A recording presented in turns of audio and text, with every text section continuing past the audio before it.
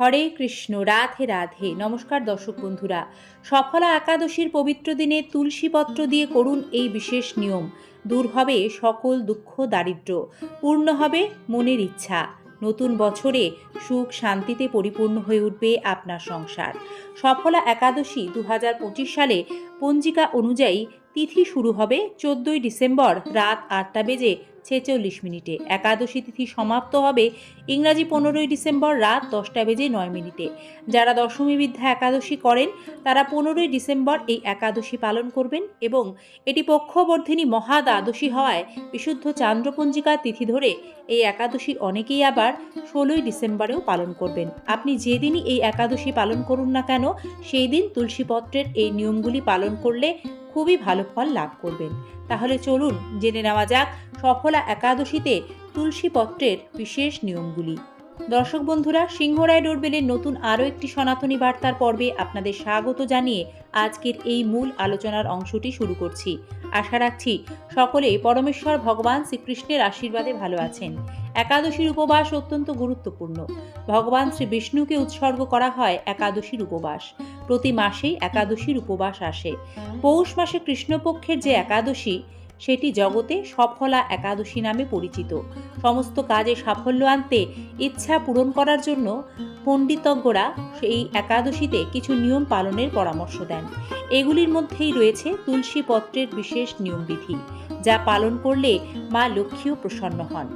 সফলা একাদশীর দিন যে প্রতিকারগুলি করবেন তার মধ্যে অন্যতম, সফলা একাদশীর দিন অবশ্যই ভগবান শ্রী বিষ্ণুকে নতুন গুড়ের পায়েস নিবেদন করুন। তার ভোগে তুলসীপত্র দেবেন।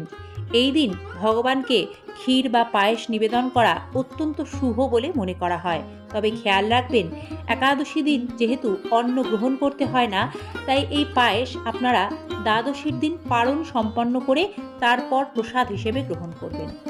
আপনি যদি চাকরি বা ব্যবসা নিয়ে সমস্যায় পড়ে থাকেন, তাহলে অবশ্যই সফলা একাদশীর দিন ভগবান বিষ্ণু ও মা লক্ষ্মীর সামনে 9মুখী মাটির প্রদীপ শুদ্ধ ঘি দিয়ে জ্বালিয়ে নিবেদন করুন। ভক্তি সহকারে আপনার সমস্যার কথা জগৎপালক শ্রী নারায়ণকে জানান। বিষ্ণু সহস্রনাম পাঠ করুন। এতে করে নিশ্চিত রূপে আপনার জীবনে উন্নতির পথ দ্রুত, সুগম, সহজ হবে। জীবনে আসা বাধাগুলি নিমেষে দূর হবে। সফলা একাদশীর দিন ভগবান বিষ্ণুকে তুলসী পাতার মালা অর্পণ করুন। এক্ষেত্রে খেয়াল রাখবেন, তুলসী পাতা ফুটো করে কখনোই মালা তৈরি করতে নেই। তুলসী পাতার নাটিতে বেঁধে বেঁধে মালা তৈরি করবেন।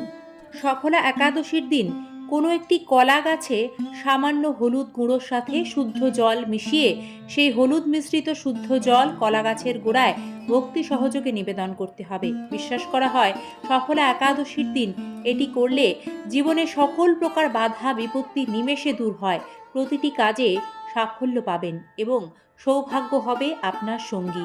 জীবন ভরে উঠবে অপার সুখ শান্তি সমৃদ্ধিতে। কলা গাছে একাদশীর দিন জল প্রদান করলে শ্রী বিষ্ণু অতি প্রসন্ন হন এবং যাদের জন্মছকে বৃহস্পতি গ্রহের খারাপ প্রভাব রয়েছে, তারাও যদি কলা গাছে হলুদ মিশ্রিত জল এই দিন নিবেদন করেন, খুব ভালো ফল পাবেন। গ্রহদোষ খণ্ডন করতে এই ক্রিয়াটি আপনাকে সহায়তা করবে। দর্শক বন্ধুরা, সফলা একাদশীতে তুলসীর চারা বাড়িতে লাগানো অত্যন্ত শুভ। তাই সফলা একাদশীর পুণ্যতিথিতে বাড়িতে একটি নতুন তুলসী গাছের চারা এনে বাড়ির উত্তর অথবা পূর্ব কিংবা বাড়ির উত্তর পূর্ব দিকে শুদ্ধ স্থানে রোপণ করুন। এর ফলে ভগবান শ্রী নারায়ণ ও মা লক্ষ্মীর আশীর্বাদ আপনার সংসারে সব সময় বর্ষিত হবে এবং সংসারে আর্থিক আয় উন্নতিও বৃদ্ধি পাবে।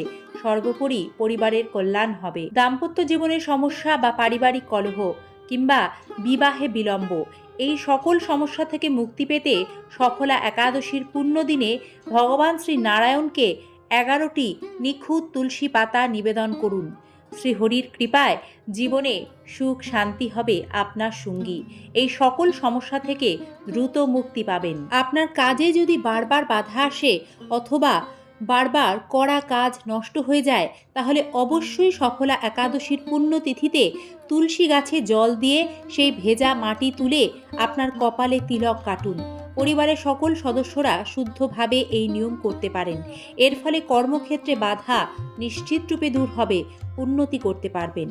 এই পূর্ণ একাদশীতে ভগবান নারায়ণের সঙ্গে মা লক্ষ্মীর পূজাও অবশ্যই করুন। এর ফলে সব রকম আর্থিক কষ্ট থেকে মুক্তি পাবেন, আর্থিক পরিস্থিতি মজবুত হবে। দুঃখ, দুর্দশা, দুর্ভাগ্য এইগুলি থেকে দ্রুত নিস্তার পেতে চাইলে সফলা একাদশীর পুণ্য তিথিতে তুলসী মহারানীকে একটি শুকনো হলুদের টুকরো নিবেদন করুন, সামান্য একটু আখি গুড় নিবেদন করুন, কাঁচা দুধ অর্পণ করুন এবং এই দিন সন্ধ্যায় তুলসী তলায় যখন প্রদীপ জ্বালাবেন সেই প্রদীপটি চেষ্টা করবেন একটি মাটির প্রদীপে শুদ্ধ গাওয়া ঘি ঢেলে সেই গাওয়া ঘিয়ে প্রদীপ জ্বালাতে। এতে গৃহের সকল প্রকার বাস্তু দোষ, অশুভ শক্তি, গ্রহদোষ নিমেষে খণ্ডন হবে এবং সুখ শান্তিতে ভরপুর থাকবে আপনার সোনার সংসারটি। বন্ধুরা, এই পুণ্য একাদশী তিথিতে হরিনাম শ্রবণ কীর্তন করবেন।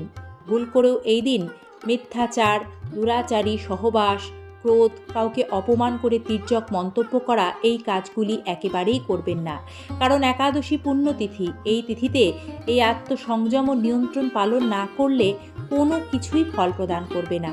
শ্রীহরির কৃপা লাভ করতে একাদশীর এই নিয়মগুলি পালন করলে আগামী দিনগুলিতে আনন্দে ভরপুর হয়ে উঠবে আপনাদের জীবন। এই একাদশী তিথি নিজেও পালন করুন, অপরকে উৎসাহ প্রদান করুন। জয় সফলা একাদশী কি জয়। হরে কৃষ্ণ, রাধে রাধে। ধন্যবাদ, ভালো থাকবেন। আজকের পর্বটি সম্পূর্ণ দেখার জন্য সকল বন্ধুকে জানাই বিনম্র শ্রদ্ধা। শ্রীকৃষ্ণ কৃপায় সকলের মঙ্গল হোক।